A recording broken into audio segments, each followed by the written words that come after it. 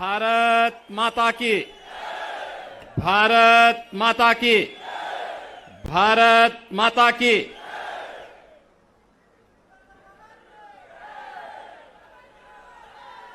माडब्यरस्या पुण्यभूमि सकरेया नाडो ಮಾಡ್ಯಾದ ಜನತೆಗೆ ನಾನಾ ನಮಸ್ಕಾರಗಳು.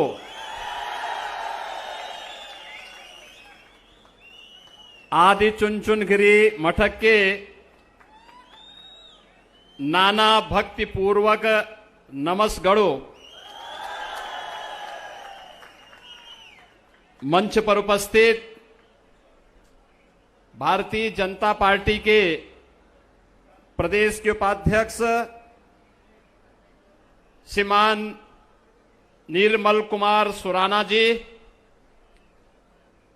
जिला के अध्यक्ष श्रीमान सीपी उमेश जी, यहां की लोकप्रिय सांसद श्रीमती सुमलता अम्बरीश जी, माननीय सांसद श्री प्रताप सिन्हा जी, कर्नाटक सरकार के हायर एजुकेशन के मिनिस्टर डॉक्टर अश्वत्थ नारायण जी, खेल एवं बागवानी विभाग के मंत्री डॉक्टर नारायण गौड़ा जी,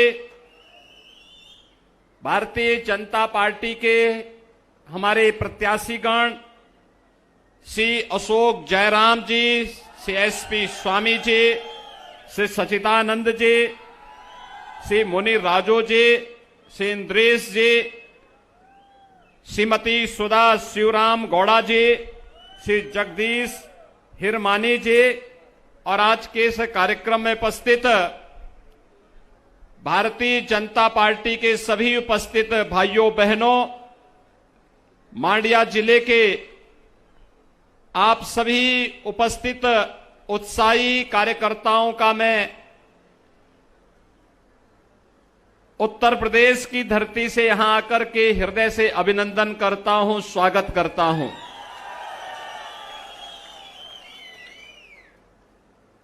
भाइयों बहनों, आज मुझे यहां मांड्या जिले में आकर के आप सबसे संवाद करने का अवसर प्राप्त हुआ है। मैं इसके लिए कर्नाटक इकाई का हृदय से अभिनंदन करता हूं कि भारतीय जनता पार्टी कर्नाटक इकाई ने इस चुनाव में मुझे भी आमंत्रित किया और मैं आपके बीच में आकर के आपका दर्शन कर सकूं, आपसे संवाद कर सकूं और आपसे अपील भी कर सकूं और आपको आमंत्रित भी कर सकूं। उत्तर प्रदेश और कर्नाटक का संबंध आज से नहीं, त्रेता युग से है। मर्यादा पुरुषोत्तम भगवान श्री राम के वनवास के सबसे अभिन्न सहयोगी के रूप में कोई मिला था तो बजरंगबली हनुमान जी मिले थे। इसी कर्नाटक की धरती में उनका जन्म हुआ।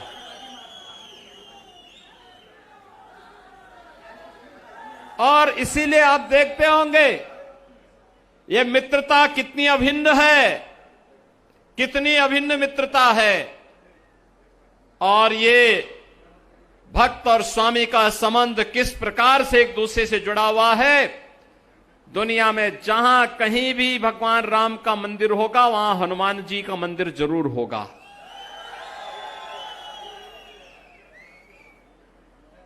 और ये संबंधों की व्यवस्था केवल वहीं से नहीं, मैंने यहां पर पहले कहा कि आदिचुंचनगिरी मठ यहां पर स्थित है। भैरेश्वर स्वामी जी महाराज वहां पर विराजमान हैं। मंजुनाथम ही गोरक्षम, भगवान मंजुनाथ और भैरेश्वर एक साथ यहां पर प्रकट होते हैं। कर्नाटक वही धरती है और उतना ही पुराना संबंध यह उत्तर प्रदेश और कर्नाटक का है। और इसीलिए जब मैं यहां पर आता हूं तो एक आत्मीयता का भाव मेरे मन में पैदा होता है और कर्नाटक के आप सभी युवा मित्रों के साथ, यहां के कार्यकर्ताओं के साथ संवाद बनाने में, उनसे मिलने में मुझे उतनी ही प्रसन्नता होती है। मैं अभिनंदन करूंगा श्री नारायण गौड़ा जी का, जिन्होंने यहां पर मांड्या कुंभ का आयोजन किया था। मित्रों, उस समय मुझे उस कार्यक्रम में आना था, लेकिन उत्तर प्रदेश में बहुत फ्लड की सिचुएशन अनकंट्रोल होती जा रही थी, इसलिए मुझे वहां रुकना पड़ा था। अन्यथा मेरा आने का कार्यक्रम था यहां पर और अद्भुत कार्यक्रम हुआ था। मैंने सुना था, हजारों की संख्या में पूज्य संतजन आए थे, भक्तजन आए थे। हमारी आध्यात्मिक और सांस्कृतिक विरासत के प्रतीक इन तीर्थों को पुनर्जीवित करने का एक आयोजन था और यह प्रधानमंत्री मोदी जी के एक भारत श्रेष्ठ भारत की परिकल्पना को साकार करने का भी एक माध्यम था। यह आध्यात्मिक आयोजन ही एक भारत श्रेष्ठ भारत की परिकल्पना को साकार करते हैं। आपने पिछले 9 वर्षों के दौरान भारत को बदलते हुए देखा है। आज भारत दुनिया के अंदर जहां कहीं भी भारत का नागरिक जाता है, आज वह सम्मान की दृष्टि से देखा जाता है। आज भारत दुनिया की एक ताकत बन रहा है। आजादी के अमृत महोत्सव वर्ष में जिस ब्रिटेन ने भारत को 200 वर्षों तक शासन किया था, आपने देखा होगा उस ब्रिटेन को पिछाड़ करके भारत आज दुनिया की 5वीं बड़ी अर्थव्यवस्था बना है, 5वीं बड़ी अर्थव्यवस्था बना है। और यही नहीं, आजादी के अमृत काल के प्रथम वर्ष में दुनिया के 20 बड़े देश G20 के देशों का नेतृत्व भी भारत के हाथों में आया है। यह भारत के सामर्थ्य और भारत की शक्ति का परिचय और भारत की आप जैसी प्रतिभाओं का परिचय वैश्विक मंच पर देता है। मित्रों, जब कर्नाटक की बात आती है तो वैश्विक मंच पर कर्नाटक ने आईटी के सेक्टर में जो धाक जमाई है, भारत की युवा प्रतिभाओं को दुनिया के अंदर, कर्नाटक ने बेंगलुरु का उसका सबसे बड़े हब के रूप में स्थापित किया है। ये बेंगलुरु का आईटी के सबसे बड़े हब के रूप में स्थापित होना यह साबित करता है कि हमारे पास सामर्थ्य है, हमारे पास शक्ति है, हमारे पास सब कुछ है। लेकिन 2014 के पहले नेतृत्व नहीं था। 2014 में प्रधानमंत्री मोदी जी का नेतृत्व मिला। आज भारत की सामर्थ्य वैश्विक मंच पर दिखाई दे रही है और इसीलिए आज आपने देखा होगा कांग्रेस विकास की बात करती है, विकास की बातें करती है, बड़े बड़े दावे करते हैं, लेकिन विकास की उसकी हकीकत क्या थी? पंचवर्षीय योजना, एक प्रोजेक्ट बनता था, एक पंचवर्षीय योजना लग जाती थी, अगली पंचवर्षीय योजना में उसका शिलान्यास होता था, तीसरी पंचवर्षीय योजना में कार्य आवंटन होता था, चौथी पंचवर्षीय आज प्रारंभ होते ही फिर वह प्रोजेक्ट दम तोड़ देता था और प्रोजेक्ट कभी पूरा नहीं होता था। यह कांग्रेस की असलियत थी। आज आप देख रहे होंगे रेलवे के कार्य हो रहे हैं, एयरपोर्ट के कार्य हो रहे हैं, आईआईटी और आईआईएम बन रहे हैं, कहीं आईटी सिटी बन रही है, कहीं पर किसी अन्य सेक्टर में कार्य हो रहा है और कार्य का शिलान्यास जिस दिन होता है उसके उद्घाटन की तिथि भी उसी दिन तय हो जाती है। प्रधानमंत्री मोदी जी शिलान्यास भी करते हैं तो उद्घाटन करने के लिए भी आते हैं।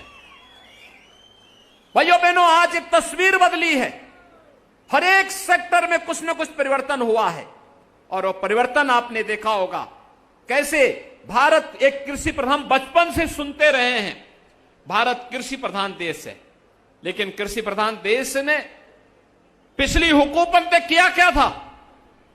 पिछली हुकूमत ने हमारे किसानों के लिए क्या किया था? और कर्नाटक तो इसका जीता जागता उदाहरण है। लंबे समय तक यहां के किसानों को आत्महत्या करने के लिए मजबूर होना पड़ा था। यहां की माताएं, यहां की बहनें खेती किसानी में अपना हाथ सहयोग के रूप में लगाती हैं, लेकिन किसान के हाथ में मिलता क्या था? उसे सम्मान नहीं मिला। पहली बार प्रधानमंत्री मोदी जी ने प्रधानमंत्री किसान सम्मान निधि देकर के देश के किसानों का सम्मान किया है। प्रधानमंत्री फसल बीमा योजना के माध्यम से किसानों को सम्मान दिया है। प्रधानमंत्री कृषि सिंचाई योजना के माध्यम से किसानों को सम्मान दिया है। एमएसपी का लाभ देकर के किसानों को सम्मान दिया है। एग्रीकल्चर के बजट को 5 गुना बढ़ाया है। एग्रीकल्चर के सेक्टर में यह परिवर्तन भी आज हम सबको देखने को मिलता है। और भाइयों बहनों, रही बात, लोग मुझसे पूछते हैं कि उत्तर प्रदेश में आपको इतना सम्मान जनता क्यों देती है? मैंने कहा जनता इसलिए देती है क्योंकि भारतीय जनता पार्टी की डबल इंजन की सरकार है। डबल इंजन की सरकार की सामर्थ्य और शक्ति का प्रदर्शन वहां पर मजबूती के साथ होता है। वहां पर सुरक्षा की गारंटी है, वहां पे समृद्धि की गारंटी है। नो कर्फ्यू, नो दंगा, और वहां पर है सब चंगा। पिछले 6 वर्ष में उत्तर प्रदेश के अंदर कोई दंगा नहीं हुआ, कोई कर्फ्यू नहीं लगा, विकास की स्पीड बढ़ी है। और मैं डबल इंजन की सरकार का भी अभिनंदन करूंगा कि पीएफआई जैसे संगठनों को बैन करके उसकी कमर को तोड़ने का कार्य भी कर्नाटक के अंदर हुआ है। आप सोचिए, एक और डबल इंजन की सरकार जो पीएफआई पे बैन करती है, पीएफआई को बैन करती है, और दूसरी तरफ कांग्रेस जो पीएफआई को तुष्टीकरण करने का कार्य करती है, उन्हें धर्म के आधार पर रिजर्वेशन देने का कार्य करती है। धर्म के आधार पर आरक्षण यह भारत के संविधान के विपरीत है, असंवैधानिक है। हमने अनुसूचित जाति जनजाति के आरक्षण के दायरे को बढ़ाया है, दिव्यांग जनों के आरक्षण के दायरे को बढ़ाया है, अन्य जरूरतमंदों को आरक्षण का लाभ दिया है। लेकिन धर्म के आधार पर 1947 में भारत का विभाजन हो चुका है। भारत धर्म के आधार पर आरक्षण की वकालत नहीं कर सकता है। अन्य विभाजन के लिए हम तैयार नहीं है, यह भारतीय जनता पार्टी का मानना है, क्योंकि हम सब मानते हैं एक भारत श्रेष्ठ भारत की परिकल्पना ही भारत को आगे बढ़ाएगी। और भारत की इस परिकल्पना को आगे बढ़ाने के लिए आज हम सब आपके पास आए हैं। मित्रों, डबल इंजन की सरकार की सामर्थ्य ही है आज विकास हर एक स्तर पर देखने को मिलता है।